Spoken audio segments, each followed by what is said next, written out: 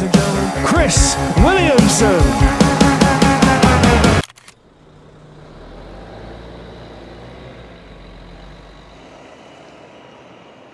I'm in Brisbane, and I've been here for 2 days, and I'm trying to fix my sleeping pattern before my first live show tomorrow.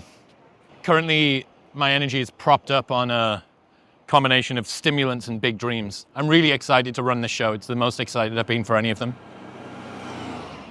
So I got 3 shows: Brisbane, Melbourne, Sydney. In the last 150 years, there have been 4 devastating floods on the river. The first was in 1893, and I can barely remember that one. The second flood, which caused more... Yeah, a picture. Oh, video. The kangaroo whisperer. Oh. Okay, doesn't like that. Okay. How are you feeling for the show? Once I get out on stage, everything feels much better. So I'm looking forward to just getting the fuck out there. How do you feel, like, preamble-wise, between... I mean, it's been a year since the first. In some ways more comfortable, but then you keep ratcheting the difficulty up because you just keep adding people. Yeah. So tonight's the biggest show we've ever done, and then Friday's the biggest show we've ever done, and then Saturday's the biggest show we've ever done, and then 3 weeks on Thursday's the biggest show we've ever done. It just keeps on getting bigger. World class at not staying in my comfort zone. Should we see what's over here? Let's do it.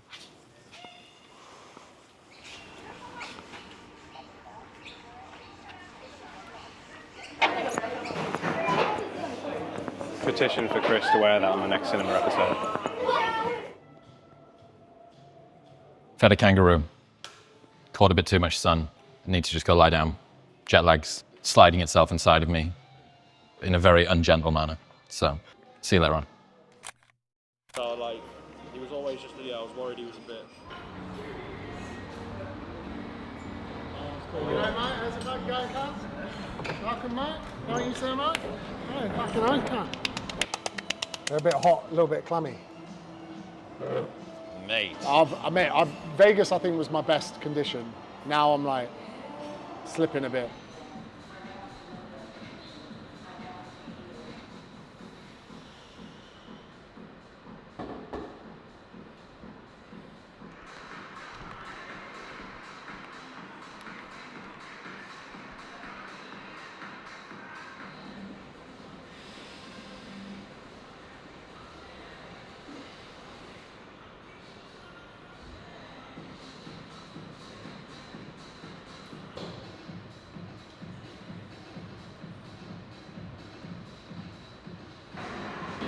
I'm trying to wake myself up. I feel fucking very, very tired, quite lightheaded.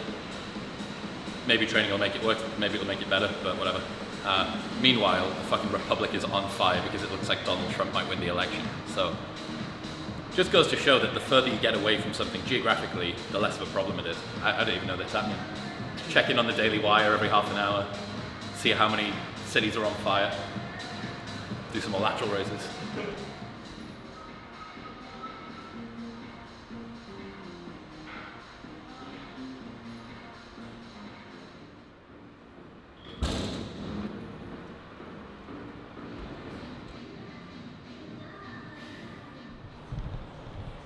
So I slept all right, but I know I don't feel right, quite spacey, the same way I've been feeling for sort of the last 2 months or so. I managed to knock most of that out of me, I thought, before I came out here, but then 23 hours of travel and a 15-hour time change and all the rest of it might have kicked some of that back up. I don't know. Like, my biggest fear throughout all of this year, basically, building up to November, was don't be retarded on stage.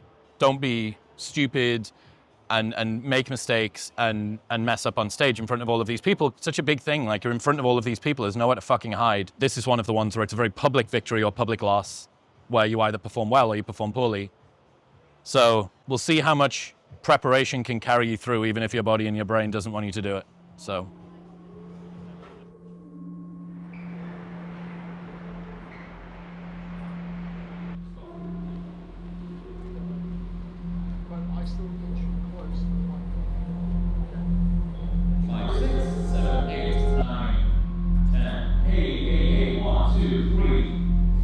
It's the smallest show of this tour and also the biggest show I've ever done at the same time. So, you got to ease into it.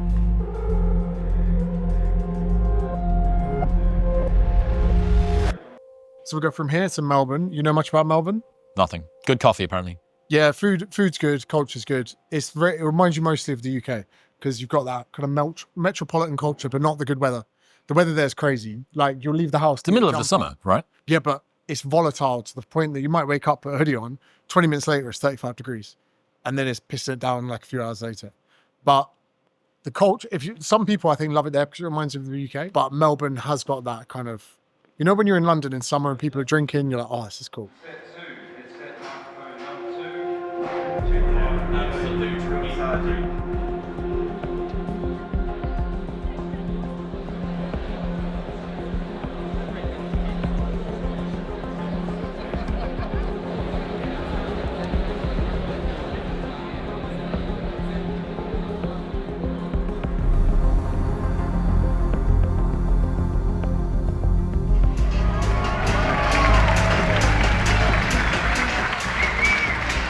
Now, when Chris was doing this, and Timmy's doing very well, we decided to add Ali to the lineup in hopes that maybe being living in Australia, social media following, could help boost the tickets. The first thing that happened was a message from someone saying, I was keen to come to Chris's show. If you remove that Type J snag, I'm more likely to come.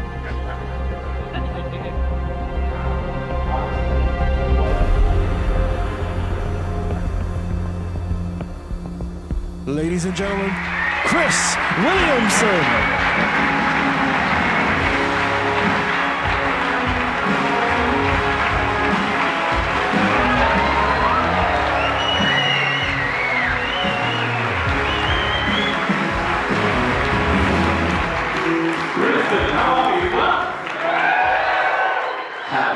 Thank you for being here.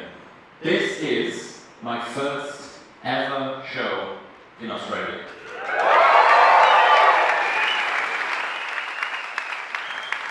So far, what have I learned? I've learned that there's really only two types of body builds in Australian people. Either the hyper-fit, LKSD, Total Fusion Performance, OnlyFans influencer physique, or Burnaby Joyce. Only two. Great coffee, great mullets. In life, we must choose our regrets. Like, what the fuck does that mean? Because I'd never considered life that way. I'd gone through life with the assumption that it's somehow possible to have no regrets at all. If you make the precise right choices at the right moments, then maybe you could completely avoid regrets. I presumed that any regret is essentially the side effect of a suboptimal decision. I'd never considered that regrets could be unavoidably baked into the fabric of life. They're features, not bugs. Hi, you're talking about doing the thing. Quite a lot. A quote that you shared a while ago was, the magic that you seek is in the things that you're avoiding, or the work that you're avoiding. Yes. I'm just wondering how this applies to yourself, in the sense that you've sort of said that, you've had a really successful year this year, but internally you're kind of struggling. I'm just wondering what's actually missing in your life at the moment. What's the things you should be doing? Yeah, fuck me. One thing I will say about this audience, they're very smart and incisive with their questions. Look, if you posit an ideal, you begin to compare yourself to that ideal. You will inevitably find yourself lacking, right?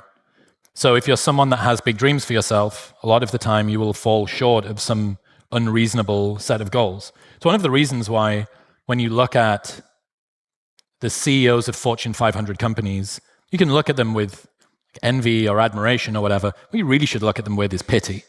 You go, oh my God, what's driven that person to do that thing to themselves or their life or their sleep pattern or their inner monologue for so long? So I'm trying to unpack why I've been driven to do this. I think a lot of it, fuck it, I nearly cried on stage. I might as well tell you my entire life history. I think a lot of it for me is a need for validation. Very unpopular as a kid. very lonely, only child, bullied in school, had a lot to overcome. And I just really believed that if I was able to be sufficiently impressive to the world, that the world would need me, and that being needed by the world isn't quite the same as being wanted or being loved, but it's a good enough proxy. Functionally, it ends up being not too different. I'm trying to work out if you can be world-class at something and have fun at the same time. I'm interested in investigating whether I can be great, become great, and love myself at the same time. So I think a lot of people's desire for success is born out of a need for validation and a desperate fear of not being enough and all that stuff. So that's it. It's not like there's anything particularly missing. It's much more ingrained than that. It's more source codey. It's the foundation that I'm built on. And I've got better. I've got better at being able to pat myself on the back. I've literally got the bottom of my notes here. I've got a note written from me to me that says, "You did it," and a pink love heart. I'm not kidding. If I could fucking turn this around, I'd show you. I'm getting better at doing that. And again, I tried to do something that felt a bit tactical, because I can just throw quotes at you all day, to try and apply this if you're someone that needs constant reminders of "you did it," or "this is good," or whatever. The most 1930s solution, Post-it notes, just written and put around your house. On the front of my fridge, I have "What would you tomorrow want you today to do?" The best place to have it, as you're eyeing up maybe breaking your diet or something for the evening. I have "You once dreamt of this" on the front door of my house. And I forget the fact that I worked so hard for so long to get out to America, and I just fucking take it for granted every single day. So yeah, little Post-it notes may help if that answer resonated with you. All right, next question. If there is an ick around men sharing their feelings and having to be at a certain status before we are allowed to share our feelings, what is something that we can do to change that? It's first off, it's bottom up, not top down. It's somebody's come in and dictated, find that low status man that's talking about his emotions weird. No one's coming in and telling us to do that. It just fucking comes out of somewhere. I think we need better conversations around it. We need better role models. It's one of the reasons that I really appreciate Sebum, Chris, that he's someone that guys want to be, and he's talking about doing the emotions thing. So I think Chris fills that slot. Hopefully I can start to help at least a little bit. But it's something I'm actively working on to try and unpack that conversation. What does a healthier version of men talking about emotions, a prideful, not in the bad way, but it's something that makes me feel pride to be able to do this. Doesn't make me feel weak, doesn't make me feel vulnerable. It's something that people are positively disposed to. Because if you think a guy that's talking about his emotions is weak, think about how weak the guy that can't talk about his emotions is. At least that's the way I see it. Ladies and gentlemen, I've been Chris Williamson. Thank you so much for tonight.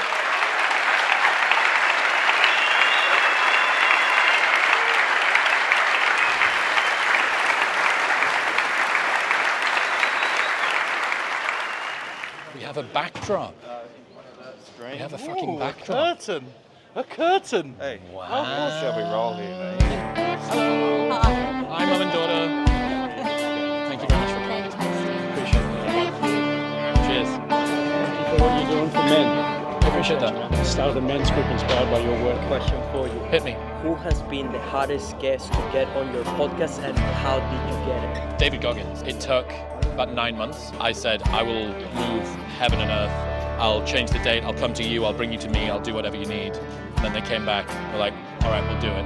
And he only did 2 podcasts. He did Rogan. He did mine. And he was like, done with podcasts.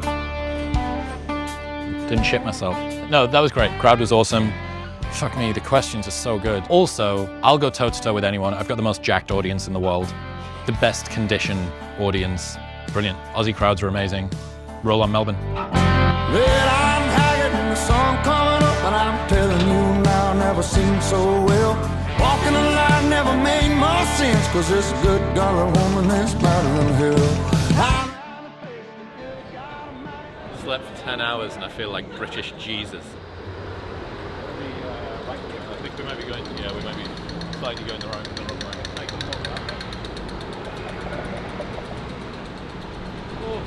I feel good, man. The first one was nerve-wracking, so I didn't really get to actually enjoy the show.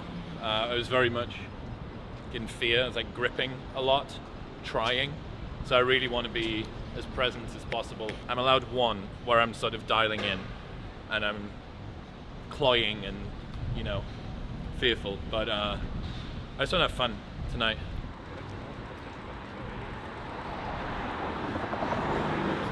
Beautiful. It's difficult to dose this, isn't it? That might be just the zestiest thing I've ever seen you do. We're in Australia. Can't say that, yeah. But It's the last chance I can be zesty before I get back to Trump's America.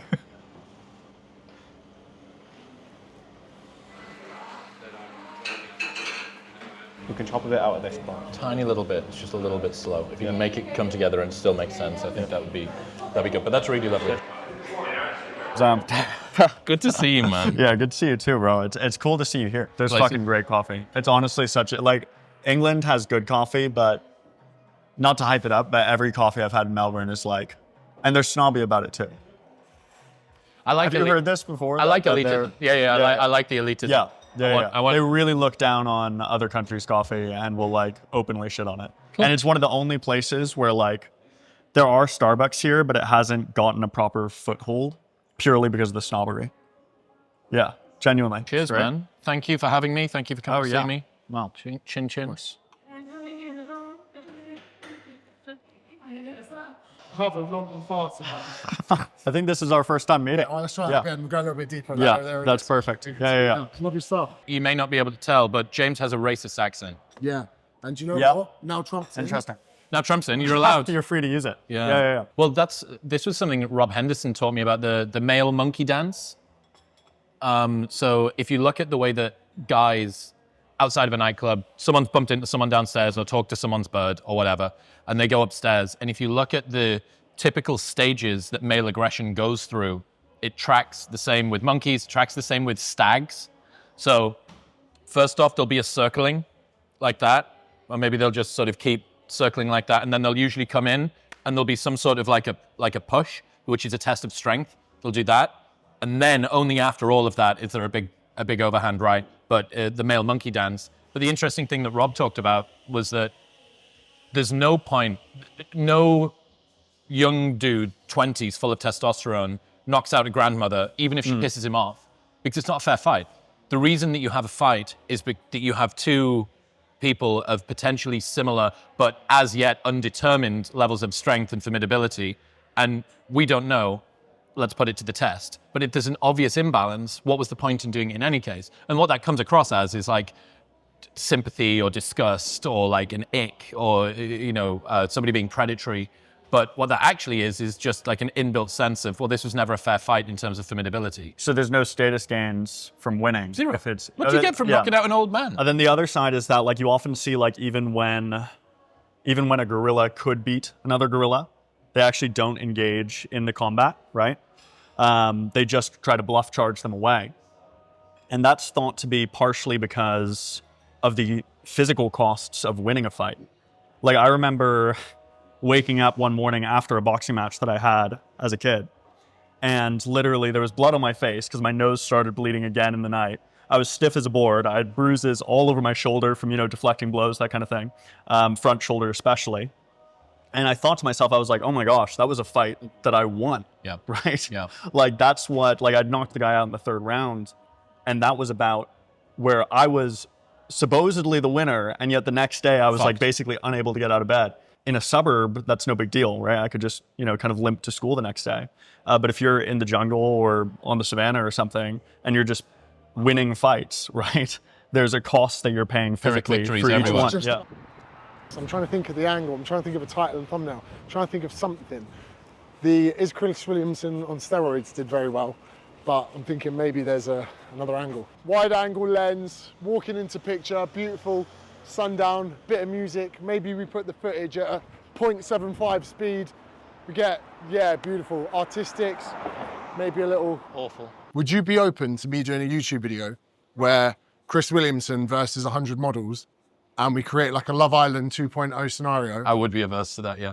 How does someone win over the love of Chris Williamson? Just being peaceful and fucking normal.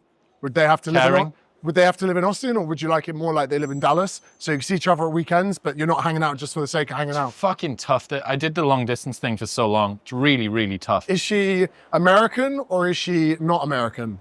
I don't mind. She's probably going to be a bit younger. 4 years is the average gap, isn't it? Ask Mackin. He'll know. He'll know the data. He'll know like the data from last week. He does know the data. When you have gone through life envisioning an age in which you would potentially be in a serious relationship and a family, how old were you? Younger than 36. So at the moment, we could imagine that your professional priorities are here, your personal ones are here. Do you ever feel that you're going to have to put your hands onto those levers and crank one up and the other one down? I think so, but I kind of look forward to that. I've worked really, really hard for a long time at the same thing. Like it's been accumulate skills, money, status, blah, blah, blah. I'm really looking forward to actually applying some of that effort to a human that's, you know, my genetic is progeny. And, you know, build with some growth-minded woman as well that's peaceful and wants to dedicate herself to becoming better for her and for me and for us. Lovely. This feels like every working class northern town in England.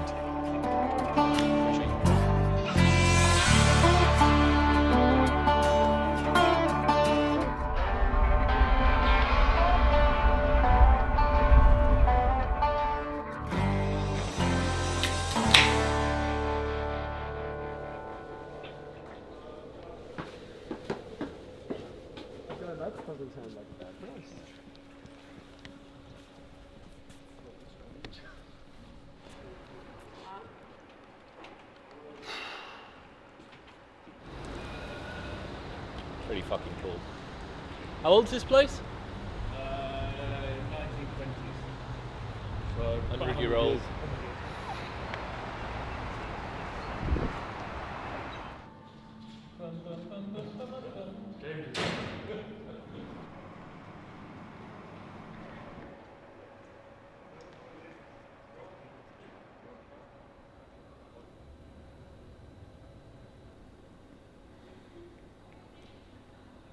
Social media. I used to use it to get girls, and now I use it to find rooms. Let me tell you this, right? Between 100 and 300,000 followers, you get the most person. After 1 million, it's like, don't even bother. It's fucking tumbleweeds in your DMs because they think you're unobtainable.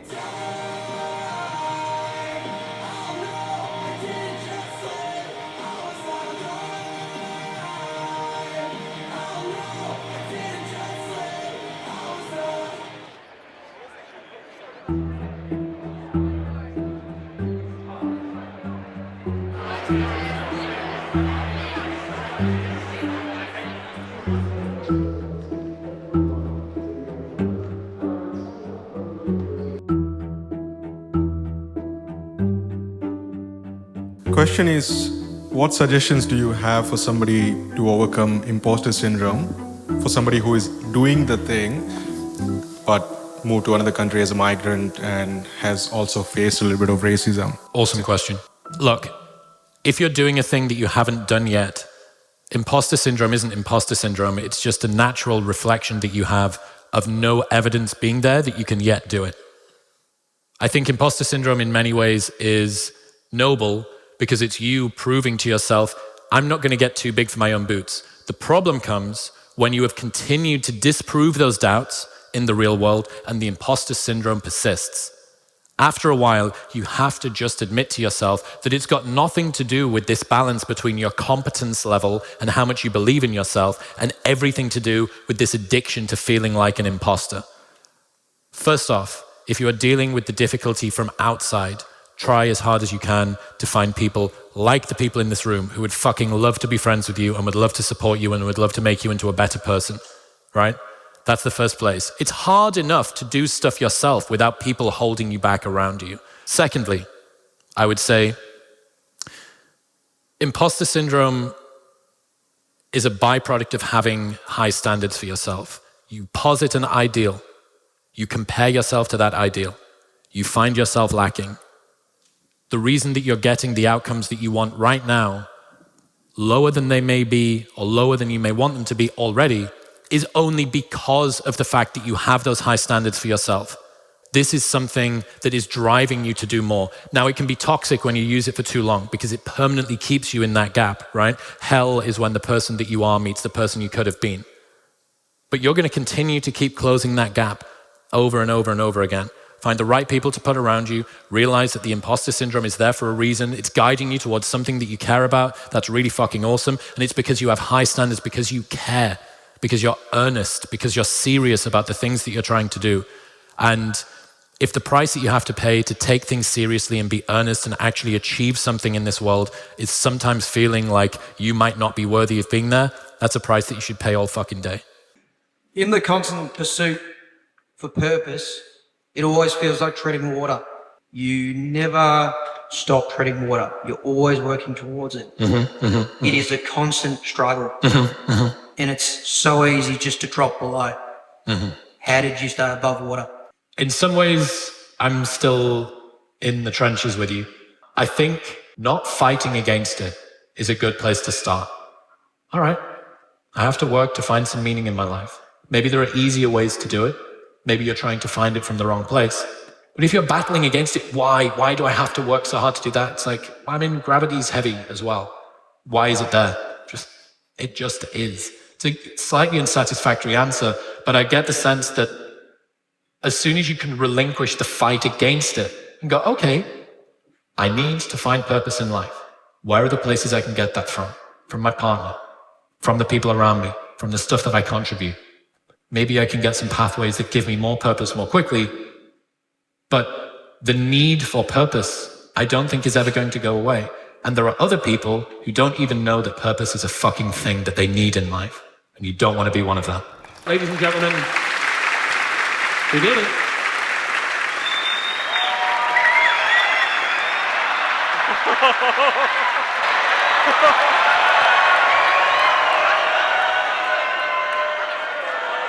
These would be your underdog.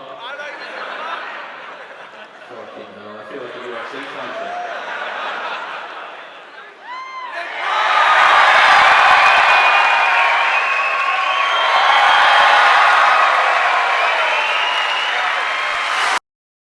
It was the same blow. Yeah, I know. Dunk, and then it landed upright as well, perfectly. I know. Yeah, but it's a legendary moment. That's my shoe.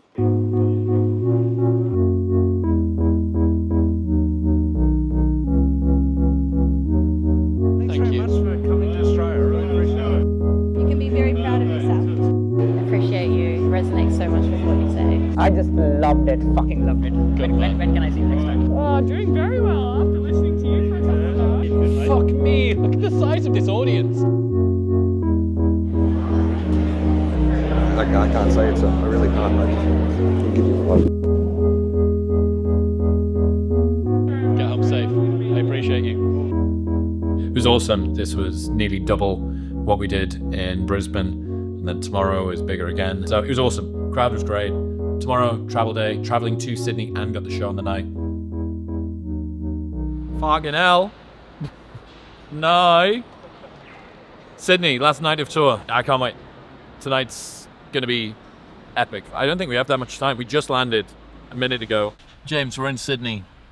What should I expect? Good crowd. I'm interested to see the demographic. One of the cultural differences here is like, when I was here with the lads, you get a message, boys, 6 a.m. It's one of the boys' birthdays. Meet at the beach. You get down there 5:45. One of the girls brings a cake. You're having a swim to celebrate someone's birthday first thing. In the UK, not happening. Oh, do you want to meet before work tomorrow? Shut your mouth.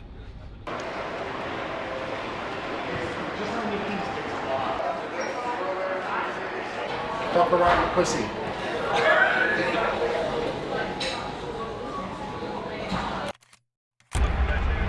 I've got a couple.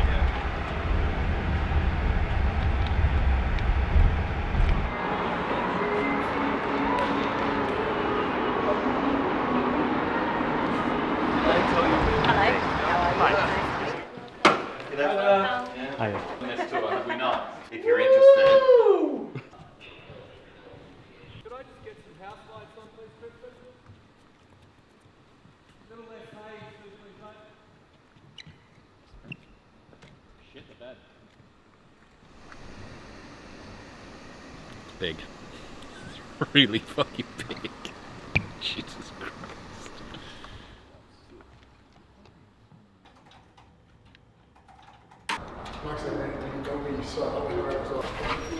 What's up, dude? How are you? How you doing? Good to meet you. You all right? What is this? You got gifts? Yeah, man. Good to see you. Just found one another. It's like, Look a black, at this. it's like a Black Mirror Look at this episode. guy. He's a younger, cuter you. He's before. Bob, say hi to everybody. We've got something coming in. Bobby, nice to meet you. What? Is that not what I'm James. Nice to meet you. How are you? Fuck's sake. It's real, huh? Look at how strong he is, dude. Huh? Look at this though. That's nice. Tell him what you're gonna do. Tell him what's going on with you. I'm gonna get ripped. He's gonna get jacked. That'd be dangerous. And when people doubt you, what do you say? Ooh. See him back You move up? quick. See how fucking nervous he You got? move really quick. He backed up there. There's nothing scarier than a shredded Asian guy. Oh, Ripped damn. Asian guys are the white Muslims of the East. That's right. That's right. Nothing fucking scarier than a white Muslim man. This guy. Yeah. They don't like this. The women. Who doesn't? The women. The girls? Yeah, they don't the like girls it. love this If stuff. you got shredded, you've got a fupa. Thank you.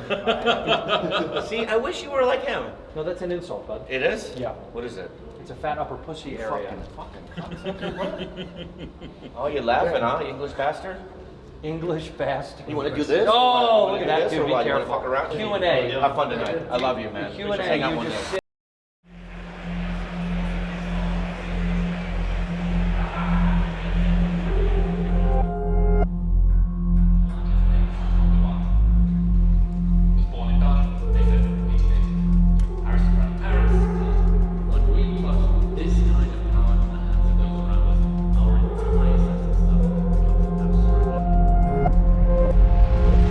Hello.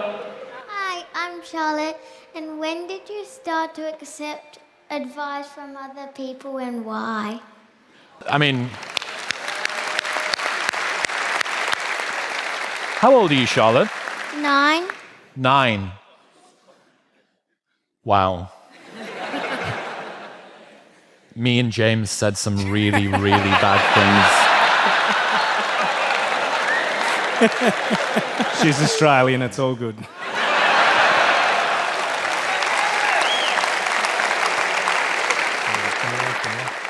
It took me quite a while to properly take advice from other people because you don't understand your own level of inexperience. It, oddly enough, takes experience to understand how little you know, right? Which is this curse. The very beginning is when you need the advice the most, and yet you're blind to how much you need it.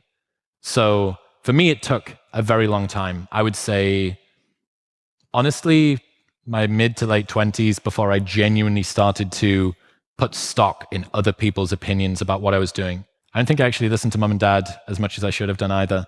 So to like just put a little bit of good pennies back in the jar after I've certainly withdrawn them, the two people sat either side of you might be a good place to start. First of all, yeah, I just want to extend a massive thank you just for the content that you put out there. It's undoubtedly changed my life, and I'm sure I speak on behalf of everyone here. So cheers for that, mate.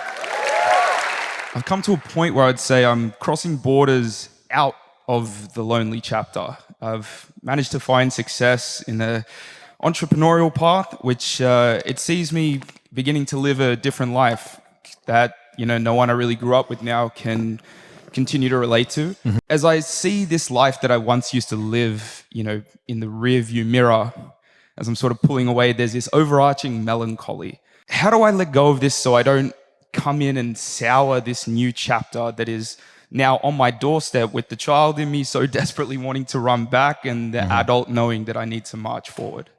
Oh my God, dude.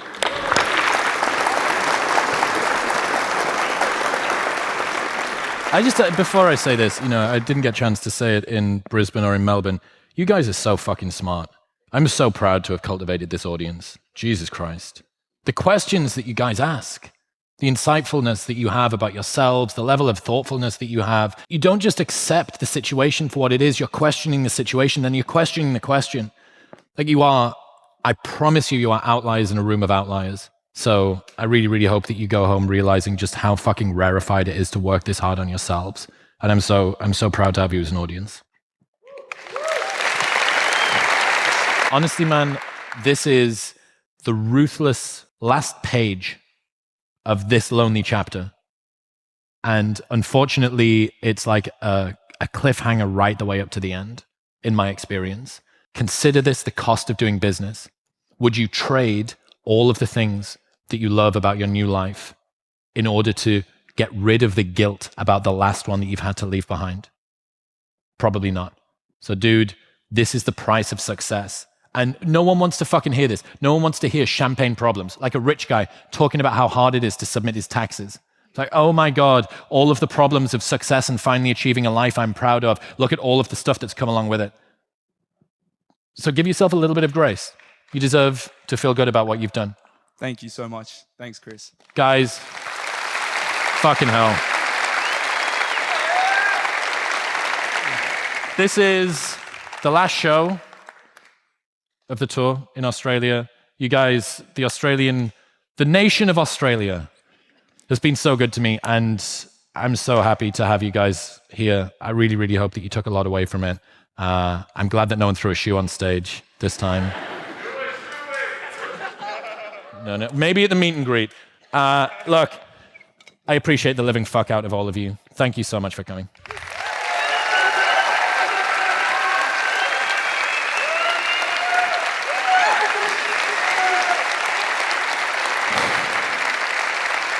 Good night, ladies and gentlemen. Awesome, dude. Awesome. Thank you for being here. Thank you both for being here as well. I hope you enjoyed seeing what we got up to behind the scenes. I've got a couple of days left in Australia, so I'm going to actually get to enjoy it without the spectre of fearing whether or not I'm going to mess up looming over me. But appreciate you.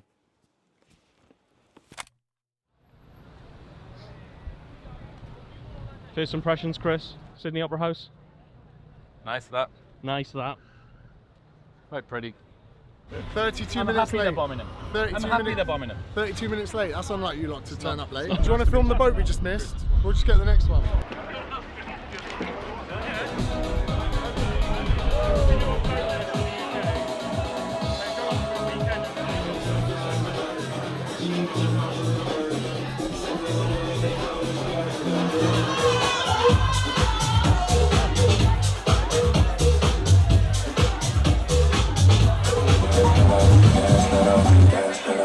Luke just threw Alex's phone overboard. It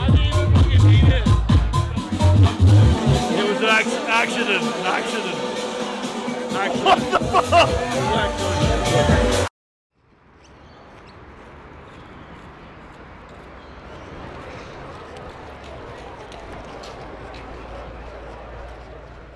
Australia's fun.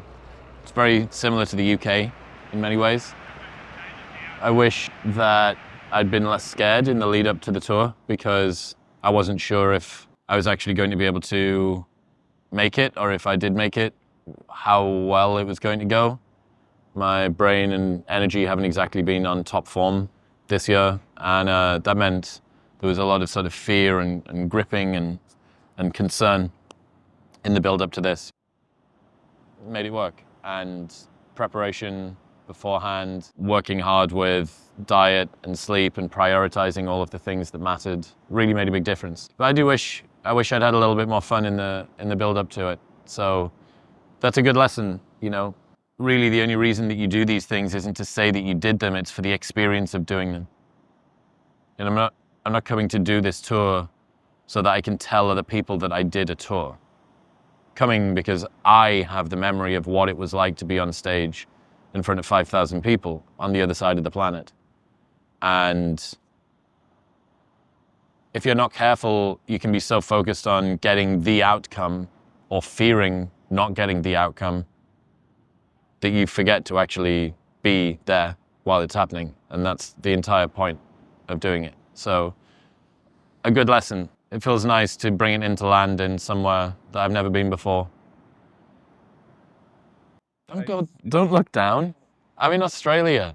The rest of the world, non-Australians, they wouldn't understand. This is a sex crime. This is a sex crime outside of this continent.